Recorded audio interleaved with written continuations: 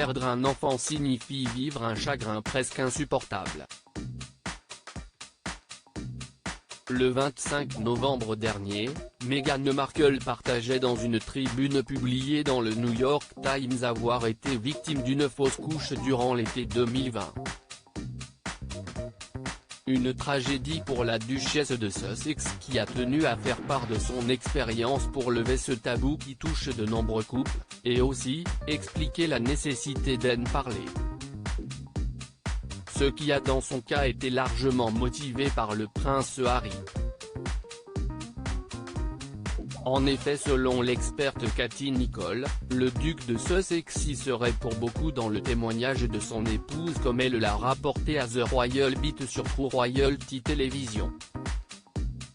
Harry lui a dit « Je pense que tu devrais écrire à ce sujet, car si nous pouvons aider une autre famille à traverser la même situation, alors si est une bonne raison de le faire », a ainsi expliqué l'experte royale, qui souligne que le prince Harry a été très impliqué dans l'écriture de cette lettre signée de Meghan Markle. Assise sur un lit d'hôpital, regardant le cœur de mon mari se briser alors qu'il essayait de tenir les morceaux brisés du mien, j'ai réalisé que la seule façon de commencer à guérir est de demander d'abord « ça va ?», écrivait notamment la duchesse dans sa lettre, précisant que dans la douleur de leur perte, son mari et elle ont découvert que dans une pièce de 100 femmes, 10 à 20 d'entre elles auraient souffert d'une fausse couche.